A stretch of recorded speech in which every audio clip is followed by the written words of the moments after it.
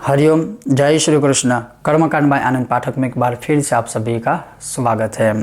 निरंतर चलती श्री गरुड़ पुराण की जो सीरीज है उसका अध्याय 15वां, जिसमें धर्मात्मा की उत्पत्ति का वर्णन भगवान ने गरुड़ जी को सुनाया है। अथ 15वाध्याय।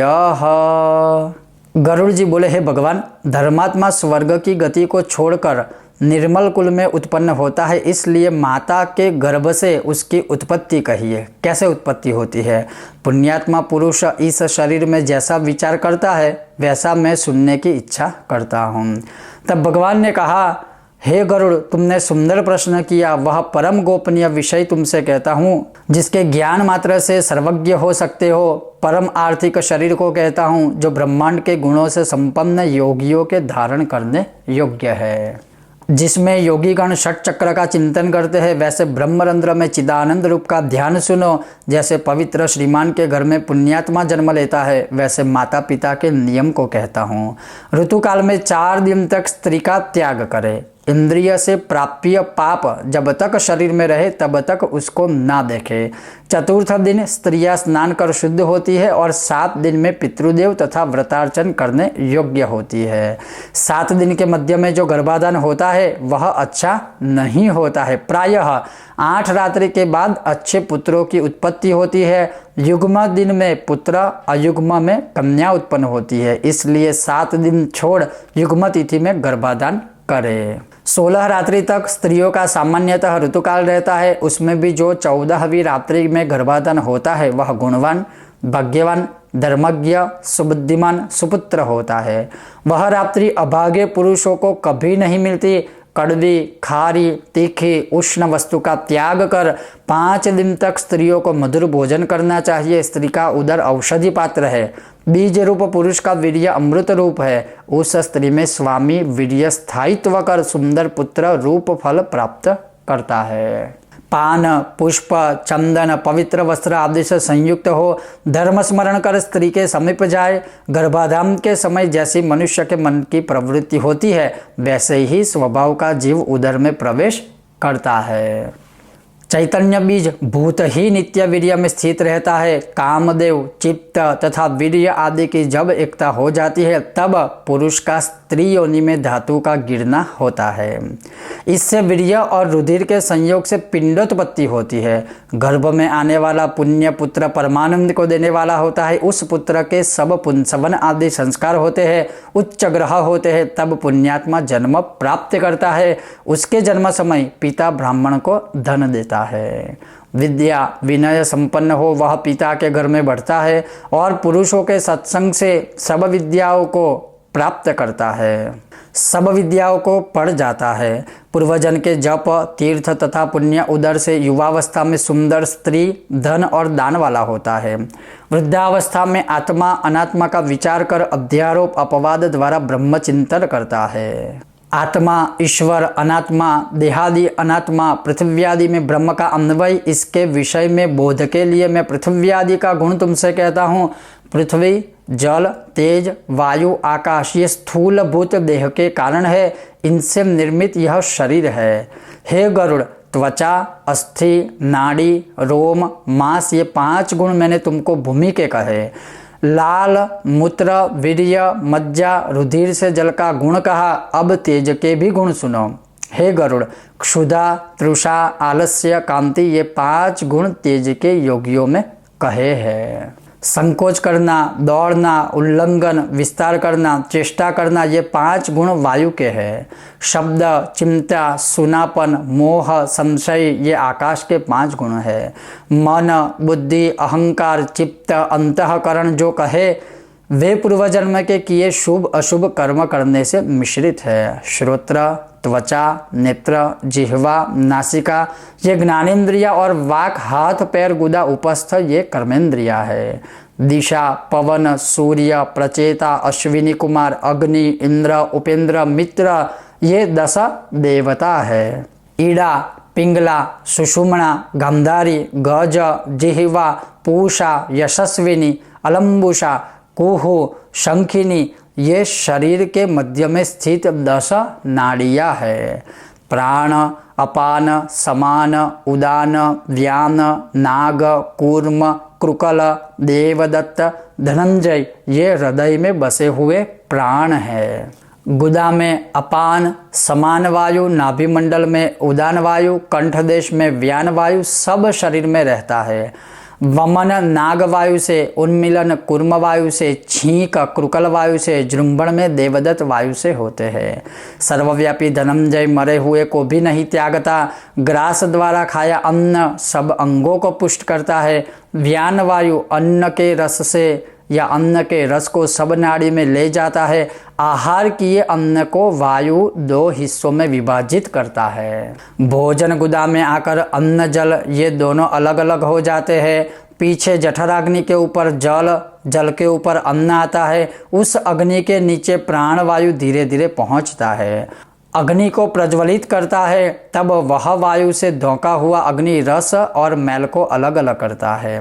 उस रस को व्यान वायु सब शरीर में ले जाता है तथा बाहर द्वार से अन्न जल को बाहर निकालने के रास्ते हैं। कान, नेत्र, नासिका, जीभ, दांत, नाभि, नख, गुदा, लिंग, मस्तक, शरीर, रोम ये बाहर मल निकालने के रास्ते हैं।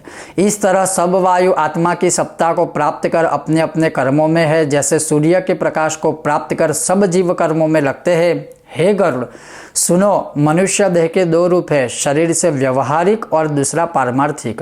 व्यवहारिक शरीर में 3.5 करोड़ रोए, 7 लाख बाल, 20 नख, 32 दांत सामान्य रूप से होते हैं।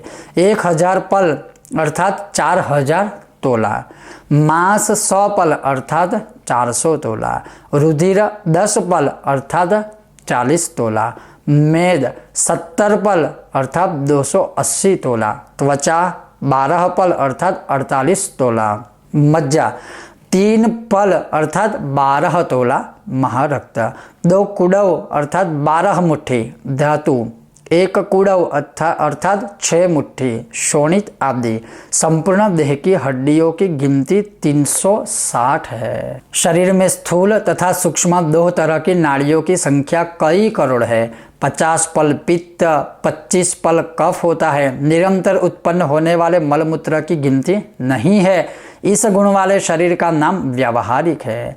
पारमार्थिक शरीर में 14 भुवन, 7 पर्वत, 7 द्वीप, 7 सागर, सूर्य आदि नवग्रह है। पारमार्थिक देह में 6 चक्र होते हैं। जो ब्रह्मांड में गुण प्राप्त होते हैं वे इसमें भी होते हैं। उन्हीं गुणों को मैं तुमसे कहता हूँ जो योगियों की धारणा के स्थान है, जिनकी भावना से जीव विराट रूप में लीन हो जाता है। पैरों के नीचे तल लोक, पैर के ऊपर वितल लोक, घुटनों से सुतल लोक, जंघा में महातल लोक, जंघा की जड़ में तलातल लोक, गुह्या देश में रसातल लोक, कमर में पाताल लोक, नाभि के बीच में भूलोक, पेट में भूवर लोक, हृदय में स्वर्ग लोक, गले में महर लोक, मुंह में जनलोक, ललाट में तपलोक, ब्रह्मरंध्र में सत्यलोक। इस प्रकार 14 भुवन है। हृदय कमल में मेरु पर्वत, नीचे के कोने में मंदराचल, दाहिने कोने में कैलाश पर्वत, बाएं कोने में हिमालय, ऊपर की लकीर पर निषद पर्वत, दाहिनी रेखा में गंधमादन पर्वत, बाईं रेखा में रमण पर्वत, ये 7 कुल पर्वत हुए। हड्डी स्थान में जम्बूद्वीप, मज्जा में शाकद्वीप, मांस में कुशद्वीप, शिराओं में कौंच द्वीप, त्वचा में शलमली द्वीप, रोमों में प्लसद्वीप, नख में पुष्कर द्वीप, ये 7 द्वीप हुए। अब सागर की कथा सुनिए।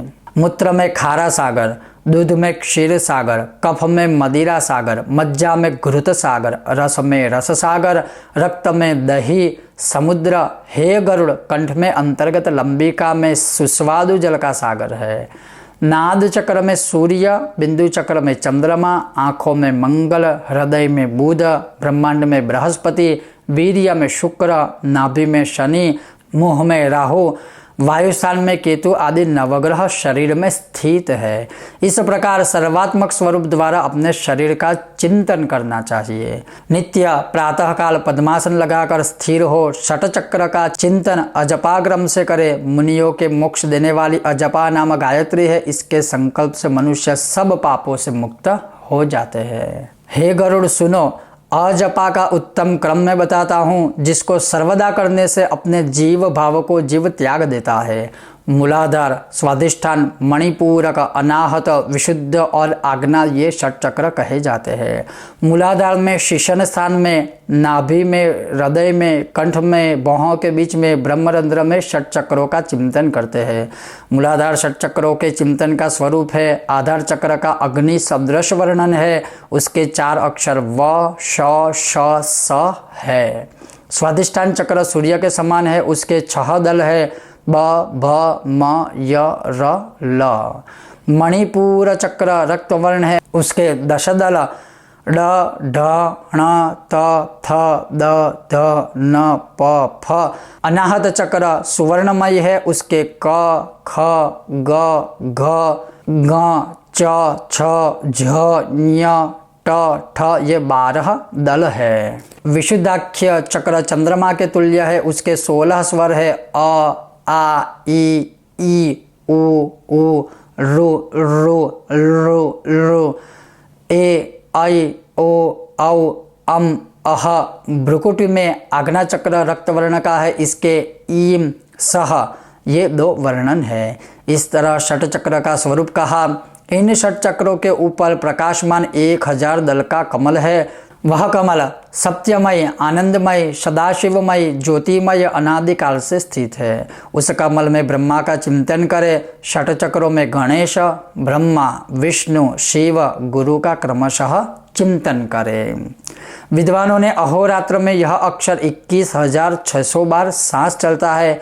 श्वास की सूक्ष्म चाल कहा है। ह उच्चारण करने से श्वास बाहर निकलता है तथा सह के उच्चारण करने से सांस प्रवेश कर जाता है। अतः जीव हंसो हंसः मंत्र को ठीक जपता ही रहता है। इस जप संख्या में 600 गणेश के लिए, 6000 ब्रह्मा के लिए, 6 विष्णु के लिए, 6000 शिवजी के लिए, 1000 जीवात्मा के लिए, 1000 गुरु के लिए, 1000 चैतन्य स्वरूप आत्मा के लिए समर्पित करने चाहिए। इन षट चक्रों में स्थित ब्रह्म अंश स्वरूप संप्रदाय के ज्ञाता अरुण आदि ऋषि श्री गणेश आदि देवताओं की उपासना करते हैं। शुकदेव मुनि आदि अपने शिष्यों को उपदेश करते हैं। इसलिए बड़ों की प्रवृत्ति का ध्यान कर बुद्धिमान को उचित है कि षट चक्र का ध्यान करे। एकाग्र मन से सब चक्रों में मानसिक पूजन, तदनंतर गुरु के आदेश से अजापा जप नाम वाली गायत्री का जप करे। मानसिक पूजा में ब्रह्मरंध्र में नीचे मुख वाले 1000 कमल का दल है। उस कमल पर एक हंस है। उस पर हाथ में वर मुद्रा, अभय मुद्रा वाले गुरुदेव का ध्यान करे। मानो फिर गुरु के चरण अमृत धारा से ही मेरी देह ने स्नान किया है, मेरे देह ने स्नान किया है, ऐसे मानसिक पंचोपचार से पूजन कर स्तुति और प्रणाम करें। तदनंतर कुंडलिनी आरोह में अमृत को बरसाती हुई मूलाधार आदि 6 चक्रों में आरोह अवरोह के क्रम से गमन करने वाली 3.5 बार गेंडूरी मारे हुए सर्प की आकृति में स्थिर रूप से ध्यान करें। ब्रह्मरंध्र से बाहर निकली सुषुम्ना का ध्यान करें। उस मार्ग से गए हुए प्राणियों को विष्णु का परम पद प्राप्त होता है। फिर श्री कृष्ण रूप से जिस रूप का ध्यान किया उस स्वयं ज्योति सनातन सदानंद का ब्रह्म मुहूर्त में ध्यान करें। इस प्रकार गुरु के उपदेश से अपने मन को स्थिर करें, किंतु अपने प्रयत्न से मन को उपदेश करने से पतन हो जाएगा। इस प्रकार मानस पूजन कर यथोपलब्ध उपचार से श्री हरि का पूजन करें। देह अभिमानी प्राणियों का अंतर्मुखी प्रवेश नहीं होता, अतः उन लोगों को जो बड़ी सरल तथा मोक्ष को देने वाली मेरी भक्ति है उसे करनी चाहिए। यद्यपि तप योग आदि उपायों द्वारा मोक्ष मिलता है, फिर भी सांसारिक जीवों के लिए मेरी सर्वश्रेष्ठ भक्ति का मार्ग है। ब्रह्मा आदि सर्वज्ञों ने वेद और शास्त्र का 3 बार मनन कर भक्ति मार्ग का ही निश्चय किया है। यज्ञ आदि सधर्म से मन निर्मल होता है, फिर भी मेरी भक्ति फल को देने वाली है, जिसको प्राप्त कर पुनर्जन्म क्लेश से मुक्त हो जाते हैं। हे गरुड़, इस प्रकार पुण्यात्मा प्राणी आचरण कर मेरी भक्ति के संयोग से सनातन मोक्ष को प्राप्त करते हैं। ओम इति श्री गरुड़ पुराणे सारोद्धारे मोक्ष उपाय वर्णनम नाम 15ोऽध्यायः श्री नारायणार्पणम् अस्तु। तो ये था गरुड़ पुराण का 15वां अध्याय। अवश्य अगर आपको यह विषय या यह कथा या यह वीडियो पसंद आया हो तो लाइक करें, ज़्यादा से ज़्यादा शेयर करें और चैनल पर नए हो तो चैनल को सब्सक्राइब भी अवश्य कीजिएगा। ऐसे ही देखते रहिए कर्मकांड बाय आनंद पाठक। आप सबका बहुत बहुत धन्यवाद। जय श्री कृष्ण। ओम गणेश।